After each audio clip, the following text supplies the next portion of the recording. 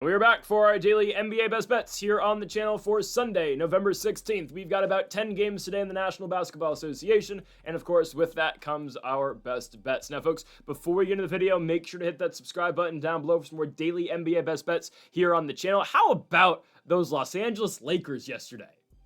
How about that team? Beating the Bucks, that was great. Miles Turner, you suck. It was just awesome. It was awesome. I mean, Luka 41, what can I say about the Lakers? I'm still scared of OKC. But other than that, how about the Lakers? Again, daily NBA best bets here on the channel. Make sure to hit that subscribe button down below for more. Earlier today, our college basketball best bets. Florida State's not in a game today. I screwed up. That should be Miami, but it's okay. Also, go make sure to check out our NFL predictions and best bets. Obviously, today is the big day. It's Sunday for week number 11 of the NFL season. So make sure to go check out our best bets and predictions. Linked in the description down below, again, for week number 11. Also, later today on Greedo Plays MMA at noon, we're going to have our UFC Qatar full card predictions with Arman Sarukian taking on Dan Hooker in the main event again from Qatar this Saturday. So our predictions will be out later today at noon on Greedo Plays MMA for that. As we move on now to the first of our 5 best bets today for the NBA, kicking things off with the early game from the Boston Garden. Obviously, in Boston, Massachusetts, we have the Los Angeles Clippers going on the road to take on the Celtics, and I'm taking Bogdanovic to go over 1.5 3-pointers. It's been automatic so far in the month of November. It has been automatic. And we talk all the time about how bad the Clippers are and who scores, I don't know. I mean, you have a bunch of unks on the court. Nobody's younger than the age of 28. Bogdanovic obviously fits the bill. He's 33. I think Bogdanovic over 1.5 3-pointers is pretty free, though. It is. At last 4 games, he's done this. He's played every single game so far in November. Bogdanovic has gone over 1.5 3-pointers. Thunder game, November 4th, 2 for 6, we'll take it. Phoenix game, November 6th, 2 for 6, we'll take it. Game against Denver, November 12th, 3 for 5, we'll take it. Last game against the Dallas Mavericks, my goodness, in a double overtime win for Los Angeles. I know, those are rare to come by for the Clippers right now. Bogdanovic, 5 for 8 from beyond the arc in 37 minutes. We will take that, thank you. Obviously, Harden, does Harden things in that game in the NBA Cup, dropping 41 and 14. That's just absurd, and I'm sure his back is definitely hurting from carrying this team. But Bogdanovic has been well established now as the number 1 guy coming off of this Clippers bench. He's not starting with the Kawhi injury. Obviously, they have moved. They're going with John Collins and Derek Jones in the starting lineup with Kawhi's injury. And again, when will Kawhi ever be back? I don't know.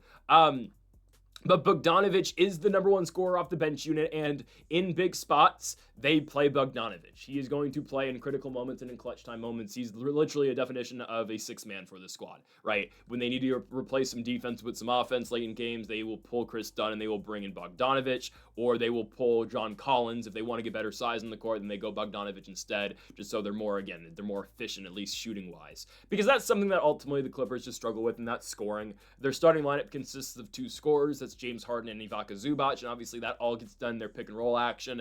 Other than that, Chris Dunn obviously is not on a basketball court to shoot nor score. He's there to purely just play defense. John Collins in the big 2025 is not really the biggest threat. And then Derek Jones Jr., he's an athletic freak, but other than driving to the rim, there's nothing much else Derek Jones can offer you offensively. And sure, again, driving can be huge for Derek Jones Jr., but other than that, yeah, you're not really scared of his shots in the corner. He'll usually brick those. And at least coming off the bench for the Clippers, Bogdanovic played 37 minutes in their last game against Dallas, but Batum plays 25. He's old as hell. He goes 1 for 5 from beyond the arc. Brook Lopez plays 10 minutes, slowly getting, taken out of the rotation. You think maybe, I don't know. And then no one else really plays. Obviously, CP3 is just a DNP. Can they trade him to OKC already?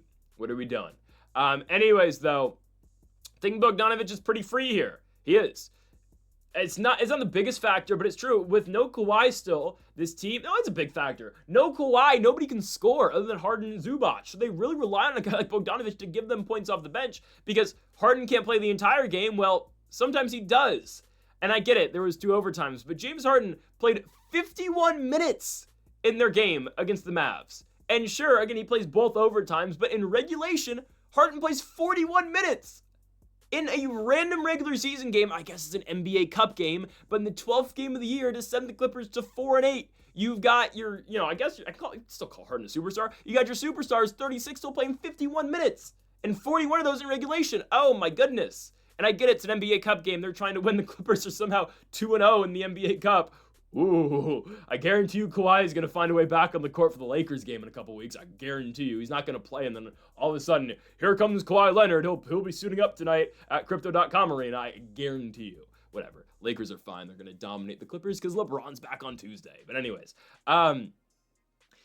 there's not many scoring options other than just Harden and Zubac, so Bogdanovic actually has to do some heavy lifting. He actually has a big role in this team, and that's just give them bench points. Last 4 games off the bench, Bogdanovic 11, 12, 11, and then in the last game, 21 points against Dallas on the road. We're going to absolutely take that. Again, we don't really care how many points he scores. For all I care, he can score 6 points as long as those both are 3-pointers. But what we're looking for here is volume from the 3-point line, and Bogdanovic has been averaging six 3-point attempts per game, and then we saw a huge uptick in that in his last game against Dallas. He shot 8 3-pointers, even better, okay? There's going to be a lot of opportunity for Bogdanovic because the game plan is pretty clear for every single team. Take away Harden, and off the bench, nobody can really score in general, so Bogdanovic is going to get a lot of those looks. I'm perfectly fine with this line. Bogdanovic over 1.5 3-pointers here on the road to open up the day in the Boston Garden.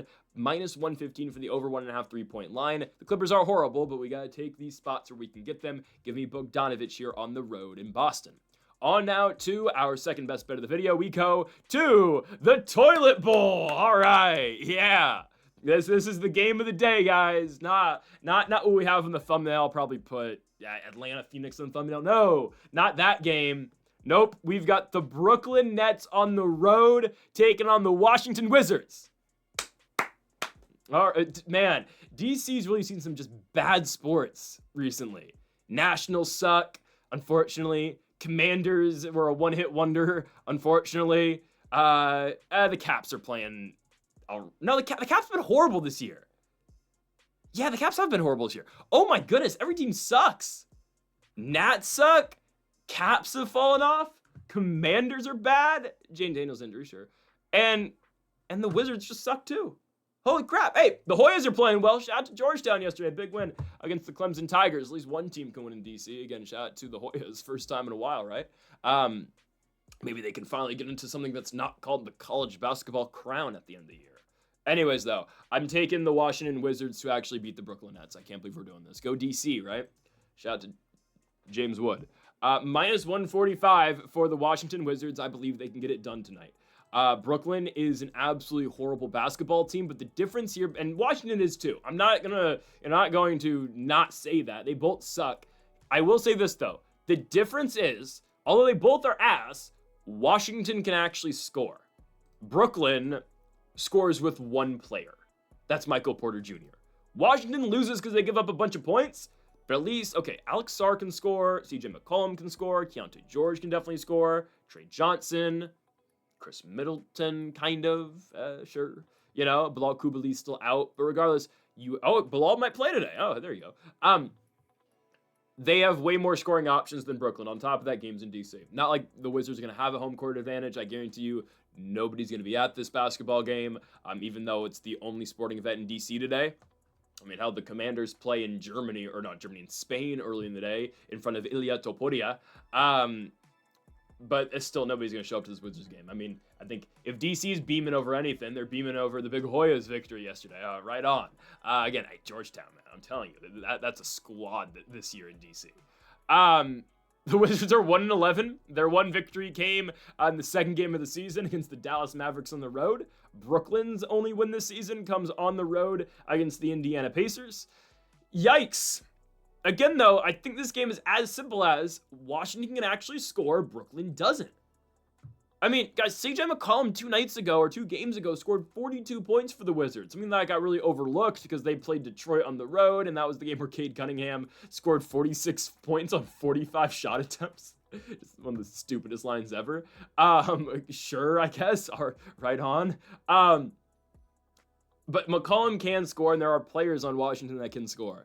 And when we compare these two teams' scores against other squads, Washington has been playing the relatively closer games. Brooklyn will play the closer low-scoring games, but Washington plays the way closer high-scoring games.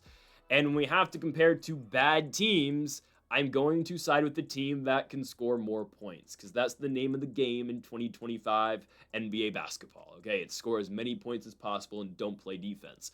that favors the Wizards. And sure, you can say, oh, well, Brooklyn just plays defense. No, Brooklyn just doesn't score. And then teams sometimes just play down to the Brooklyn Nets level because, oh, we're playing a team that's starting, I don't know, Michael Porter Jr., Igor Demon, Terrence Mann, Claxton, and Noah Clowney.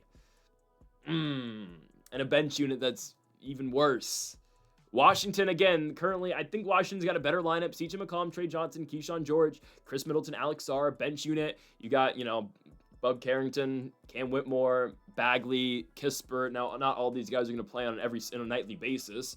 Actually, Kispert's playing 20 minutes a night. Bagley's the one who might not always play big minutes, but these guys do get run off the bench. I think Washington's going to win here. It's just a damn shame what the Washington Wizards have become. Just a straight punching bag every single year. I mean, it's actually absurd, honestly, what's come of the Washington Wizards. They had the John Wall era, obviously, Bradley Beal, and now this. I mean, this team hasn't made the playoffs since what? 17 was the last time? Yeah, 2017, last time this team made the playoffs, and they lost in 6 games to the Toronto Raptors with John Wall, Marcin Gortat, and Bradley Beal. What a time to be alive. Don't forget, they were in the play-in in the bubble. I remember the Wizards, odd side note, I remember it was really weird the Wizards got invited to the play-in. They were, absolutely atrocious. The bubble in 2020. And they didn't, qualify for, games close enough to play, who was it? The Orlando Magic, I think? Regardless. The Wizards have been poverty for the longest time. They're going to continue to be poverty. But you know what? They're going to beat the poverty Brooklyn Nets. I mean, I don't know whose future is worse. No, it's Washington's future is, I think, a little worse. Because although I think Washington's going to win the game today, I mean, you're still having McCollum and Middleton give you really big minutes. At least Brooklyn is trying with some young guys and someone who they have under contract for another season in Michael Porter Jr. They're going to be able to actually flip for some stuff.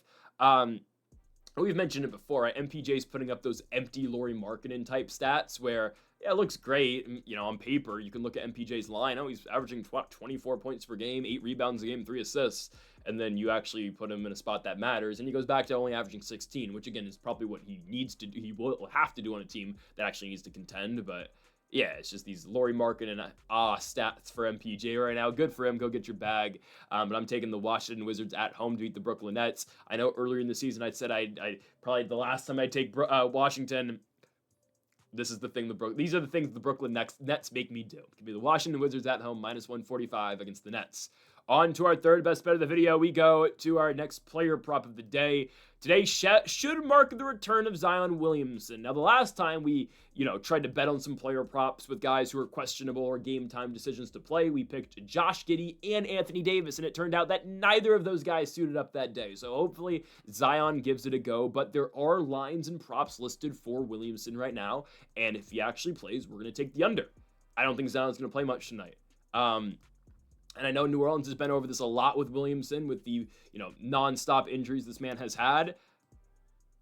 They're at a point now where Williamson has to get traded eventually and soon. He's 25. He's obviously not part of the Pelicans window. I don't know, again, if that's just the Pels are never going to be in a window or there can't be a window with Zion Williamson because he just doesn't fit what the Pelicans want to accomplish. Again, that's a topic for a later day what the Pelicans have going on. But obviously, this is not a core that's going to contend with the Pels. And sure, they've had a bunch of injuries that have obviously limited them, but right now they just feel like, when Poole's obviously healthy, they're just a team that can be fun but will lose games. Now, Zion is probably going to return today. Pels are at home taking on the Golden State Warriors, a game that they probably will lose, as it is right now. Golden State is a 10.5-point favorite against the New Orleans Pelicans, but I'm going to take Zion's under tonight. It's 17.5, and I don't think Zion's gone under this line.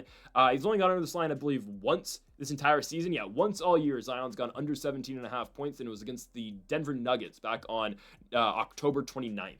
However, it's a return game. It's a comeback game for him. And like I mentioned earlier, him not fitting the Pels window is this. I mean, this applies to this because guys, they can't risk getting Zion injured again. They cannot. They need that package and that haul that they're going to get back from Williamson to be as big as possible. Now, what is a package for Zion going to entail anymore? I don't know. Legitimately, I don't know what the hell they could get for Zion. I don't even know what his value would be anymore. And I don't even know what team would want him. I think maybe the Bulls or If Charlotte wants to try to win, I guess Zion could be there. Charlotte, is actually only like 3 games out of the play-in right now because of how bad the East is. I don't know. But my point with all this being is they cannot risk getting Zion hurt, so they're not going to play Zion big minutes. They're going to ease Zion back into this, at least their first game back with him. Again, there's the possibility he doesn't play either, but I think Zion, I'm thinking we're going to cap out about 25 minutes max here tonight.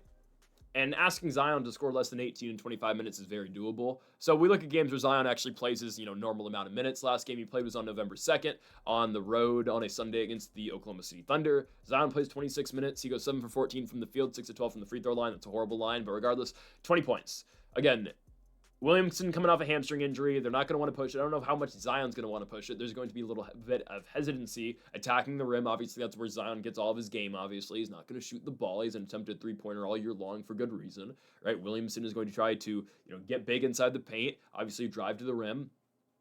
I think there might be some hesitancy this game just because he's coming off of an injury. He's got, don't watch out. The interior force that is all-time great and future Hall of Fame defensive player Draymond Green is down there. So Zion might need to watch out a little bit. But again, I think the injury thing's a legitimate concern. And Zion gets all of his points from the free throw line. The referees do love themselves from Golden State Warriors. Just putting that out there. But I just don't think Zion's going to be all that willing to drive to the hoop that much today. And that's not really a Zion decision, honestly. That's a New Orleans Pelicans decision. They don't care about winning, obviously. The Pels are currently, what's the record? 2-10, their last place in the Western Conference. They have the 4th worst record in all of basketball somehow. The Pacers, Wizards, and Nets all have worse records, but one of the Nets or Wizards will probably tie them or have the same record as them after the end of today. And yes, the Wizards have lost 10 games in a row. But I think, again, there's going to be some limits on Zion tonight because, again, the Pels aren't trying to win. Not at all. It's a team that is looking on to the next draft already. Do they even have their pick? I feel like they don't have their pick. Hold on. Some quick side note. I feel like the Pels don't even have their pick this year, though. They don't. It's the Hawks pick. I just don't know what they're doing then. Because it's pretty clear they're not trying to win. See, I would just hate being a fan of a team like this. Like, what is your team doing? Oh, because the Hawks had last year was top 8 protected last year, if I'm not mistaken, and then went in the top 8. So yeah, Atlanta just gets the pick this year. Holy crap.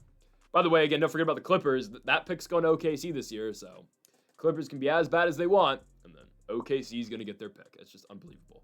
Anyways, I'm going to go with Zion Williamson's under. I think it's a great time to cash in on some plus money. I just don't think we see an aggressive Zion tonight coming off an injury, having not played in multiple weeks. Under 17.5 feels pretty good for me, and it's plus money, so let's take it. Plus 100 on Zion Williamson. Obviously, this does require Zion actually playing, so hopefully he does today, because I still think it's still up in the air if he actually gives it a go tonight. But if he does play, we are all over the under. Again, under 17.5 points for Zion Williamson at home for the Pelicans against the Golden State Warriors. On now to our 4th best bet of the video. We move to a matchup in Phoenix, Arizona. And potentially my favorite bet of the day is Atlanta Hawks money line. Same thing we had a couple days ago when the Hawks were in Utah to take on the Jazz. We took Hawks money line in a very high scoring affair, 132-122 final for Atlanta. I think they beat Phoenix in a very similar type game. Guys, the Hawks have mastered this style of play. And obviously, again, they mastered it with Trae Young and just really, again, this whole philosophy that Atlanta plays by. But high-scoring, high-paced games where you just shoot a million three-pointers, yeah, that's right up Atlanta's alley. Guys, the Hawks' last game against the Utah Jazz got very close to breaking an all-time record in team history for most three-pointers hit in a single game. They hit 24, I believe their record's 25, I think it's 25. They hit 24 three-pointers against the Utah Jazz, and they shot 47 of them. But 24-57, that's over 50% shooting from beyond the arc. They got a crazy three-point game at it on Onyeka Okongwu. Okongwu was playing with foul trouble the entire game, and he kept launching it from 3 every single time he came back in the game. All right, couldn't play defense, but that doesn't matter because obviously the fouls. Get back in there. I don't know why the Jazz kept lefting Onyeka open. Bang! Every single time Okongwu would keep hitting three-pointers. How about Jalen Johnson goes 4 for 5 from beyond the arc? How about Luke Kennard 4 for 7 from beyond the arc? And how about Vit Krejci, who has come up big recently for the Hawks, had a big game on the road at the Intuit Dome against the Los Angeles Clippers, and a big game in Utah as well. Krejci, 6 of 8 from beyond the arc in 32 minutes. He scores 20 points. And the Hawks do all of that. They score 132 against Utah without Kristaps Porzingis in the lineup. Porzingis, tonight is playing. He's not even on the injury report anymore, so there will be Porzingis. Porzingis will be fully cleared to go tonight, and that makes this team all that more dangerous. Obviously, right, still no Trae Young, and I believe this team is going to be, they struggled with Trae. Obviously, that's not, a because of Trae Young problem, but when Trae Young comes back, this team is going to be pretty nasty. I know, again, they were one of the offseason champions. Well, they're kind of showing why they were projected to be so good in the offseason. I guess, unlike Orlando has won 3 in a row, but I still do not buy into the Magic, and I expect the Magic, not going to talk about them today, but I expect the Magic to walk into Houston today and get absolutely destroyed. Anyways, though, Atlanta and Phoenix, guys, the Suns have won a lot of games. Phoenix is 8-5 after starting with a pretty disastrous start to their season. They were 1-4. They are now 8-5, and they've won now 5 consecutive games after dropping one of the Golden State Warriors. Hell, we can just say this as a whole. They've now won 7 out their last 8 basketball games, with 1 loss sandwiched in there to the Golden State Warriors. However, we do need to mention who the Suns are playing. I think this is very important. And I'll tell you like how they're winning and why I actually have been impressed by Phoenix, but who are they actually beating right now? Okay. Utah. San Antonio's a great win. That right there, okay, yes, that's a great win. But okay, lost to Golden State. Clippers. I thought they were going to win the first Clippers game. I was so, key on the fact that they were going to be the Clippers in that first game without Harden and Kawhi. I don't know how we got that line. But 2 Clippers wins, Pelicans, Mavs, Pacers, right? They're not beating great teams. And D-Book's playing well, and the Suns are shooting lights out right now, obviously with Booker, with the shooters as well. We're talking Grayson Allen, we're talking Colin Gillespie, we're talking Royce O'Neal. Well, no Grayson Allen tonight for Phoenix. Allen is out with a quad injury, so that moves, I guess, Jordan Goodwin Ryan Dunn to the starting lineup. I assume they're just going to play big. They have to. That's a big miss, honestly, in Grayson Allen. I mean, I legitimately think it is. Devin Booker obviously is phenomenal. Don't get me wrong, but don't forget 3 games ago, Grayson Allen against the New Orleans Pelicans scored 42 points. So that's a big, loss in the lineup today. Obviously, again, starting a guy like Dylan Brooks to the 3. Some nights he's going to hit his 3-pointers. Some nights he's not. But I just don't think Phoenix can beat Atlanta in this style of game. Because how does Phoenix win? Okay, they shoot the lights out the ball. They keep, they consistently hit 3-pointers, and they play quick possessions. They play fast-paced. Atlanta's doing that better than any team right now in the league. That's just what Atlanta does. Stylistically, I don't think the Suns can beat the Hawks their own game. And sure, again, games in Phoenix, you have to play Suns basketball here in the Valley. Sure, but this Hawks team, I'm telling you, just finds ways to win. Whether it be Onyeka Okongwu, Jalen Johnson, Vit Krejci, Mohamed Gay. Guys, this Hawks team they've won their last 4 games. They're on a 4-game winning streak right now. In each of these 4 games, they've had a different high-point scorer. It was Mohamed Gay in the win over the Lakers a week ago yesterday against the Clippers on the road. It was Vit Krejci for 28 points. In Sacramento, it was Jalen Johnson for 24. And then in Utah, it was Onyeka Okongwu with his 8 3-pointers for 32 points. Oh, by the way, Jalen Johnson triple-double in that game. How about Jalen Johnson with 31 points, 18 rebounds, and 14 assists, and 7 steals? He was 3 steals off from a quadruple-double. What? Jalen Johnson's playing really good basketball this season. I don't think it gets talked about how good Jalen Johnson actually is. And he got injured at the end of last season, but if he was healthy, man, the Hawks, they've always been right there. I don't know if this is their year, but in a weak East, I'm joking, but not really. There's a chance the Hawks can win the East this year. Remember what they had in 2021? 2021. They almost won and obviously took on the Bucks in the Eastern Conference Finals. This might be Trae's year. Detroit, Detroit's 11-2 and they're winning games without their starters. They're a good team. They have a good bench. I don't think that's going to continue. I don't think the Pistons are going to continue to win that much. Looking at the top of the East, I don't believe in the Knicks, don't believe in the Cavs. It might be the Hawks' year. Or we might legitimately just see Giannis putting a team on a backpack and taking them to the finals, where ultimately, right, whoever gets out of the East is going to get swept. But I'm just saying, it's going to be a really weird year in the Eastern Conference. It's a wide open year, where in the West, it's just a straight bloodbath. I mean, you've got just the top seeds alone. OKC, Denver, Houston, Lakers, Spurs. Warriors, they're going to be around, and Minnesota's going to be around. Oh boy. One of those teams, by the way, is going to have to play in the play-in. It'll probably be San Antonio, but I mean, no, it'll probably be Golden State. But I don't know. the West is brutal this season, man. It really is. Now, there are some more, bad teams in the West, but that's neither here nor there. I'm going to take Atlanta here. Phoenix has not played a really good team other than San Antonio, so I don't really rate this win streak that well. Yeah, they're beating up on bad teams, and that's what you're supposed to do if you want to make the playoffs. But also, again, no Grayson Allen. Obviously, no Jalen Green. He's out for quite a bit of time as well. Don't love it. Atlanta's finding ways to win, and I think this is going to be a 4-0 road trip for them. My goodness. 4-0 West Coast trip. LA, Sacramento, Utah, and now down to the Southwest to take on the Suns. Yeah, 4-0 West Coast trip for the Hawks. They return home on Tuesday now for actually a big game against the Detroit Pistons, likely with Cade Cunningham and those guys back. So it'll be a huge game later in the week. But anyways, give me the Atlanta Hawks right now to beat the Phoenix Suns on the road at -125 for ATL on the road. On to our final best bet of the video, we move to Salt Lake City, Utah for the Utah Jazz hosting the Chicago Bulls.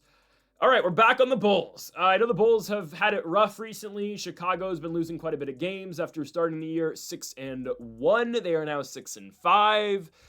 I think Josh Giddey might play today. Giddey is playing. Okay, so that means the Bulls are back, ladies and gentlemen.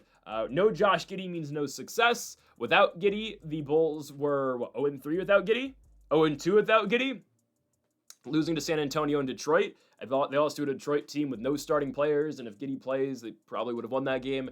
Regardless, Giddey's back. He's probable tonight for this Utah game. Obviously, the ankle injury because he got his ankles broken by DeAndre Hunter, but it's fine. Josh Giddey's back, all-star. Josh Giddey is back, and that is a huge addition back into this Bulls lineup, obviously. They have some other injuries. Oh, Kobe White might be back, too.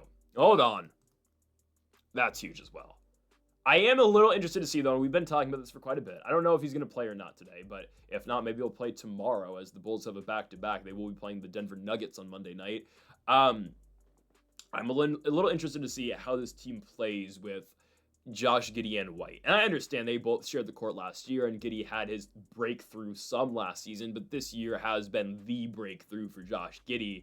A little interested to see how a guy who's going to take a lot of shots, and Kobe White's going to really manage with that. With Giddey still being the primary ball handler like he was last season, but with Giddey now taking a bunch more shots too. We shall see. Again, I think Chicago's going to be good. They're a playoff team this season, and they'll beat up on the Jazz tonight. So again, regardless of if White plays or not, Josh Giddey's back, and that makes all the difference, right? Giddey is everything to this team. He touches the ball in every single possession. What James Harden is for the Los Angeles Clippers, that's what Josh Giddey essentially is for the Chicago Bulls. This is a player that averages 22 points per game, 10 rebounds a game, and 9 assists per game. It's absurd the numbers Josh Giddey's putting up this season. They're taking on the Utah Jazz. Utah's coming off a loss to the Atlanta Hawks. We talked about that great shooting night out of Atlanta, and it was. A lot of those shots were wide open, though. Why were they wide open? Utah's defensive rotations absolutely suck. Again, we talked about it. For some reason, they kept leaving Onyeka Okongwu wide open from beyond the arc. For some reason, the rotations were just off. Onyeka would be sitting at the top of the key, nobody around him, splash. That's a problem. I don't love Utah defensively at all. They've had back-to-back big scoring nights, don't get me wrong, in Salt Lake City. They scored 152 points on the Indiana Pacers, but, the Pacers are not what the Pacers are supposed to be, and no Halliburton, and, they don't really play defense anyways, so... And then a loss to the Atlanta Hawks. And the loss to the Hawks, obviously the Jazz don't score points either. But they score points too. They don't play defense, but they score 122 points at the same time. That's all Lauri Markkanen, though. Markkanen's, putting up about 40 points a night, at least recently for the Jazz. I think his average is like 28, 29. You got two scorers in the team. It's Lauri Markkanen, it's Keontae George. From there, who else can benefit us this game? That's kind of the mindset the Jazz have. Will it be Svi Mykhailiuk? Will it be Isaiah Colliers hurt? Will it be Ace Bailey? Will it be Keontae George? Who else is going to come through for us? That's essentially what the Jazz have been. Or Collier's back now, but it's just there's no consistent scoring on this team. I know they have big nights, but there's no consistent scoring around other than Markkanen. So if Markkanen has a bad day, yeah, it's wraps for the squad.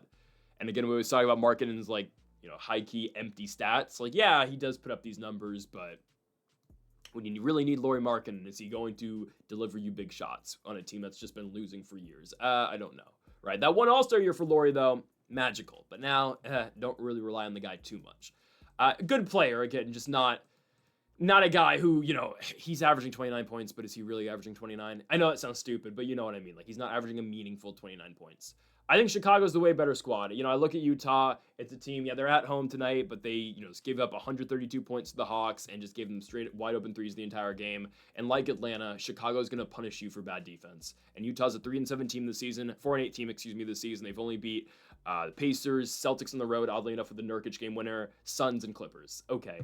I believe Chicago is going to get them today, and I'm telling you, the big difference maker and why Chicago is going to be somewhat serious again after their back-to-back losses to San Antonio and Detroit is Josh Giddey's reemergence back in the lineup. They absolutely need him. He's the best player on the squad.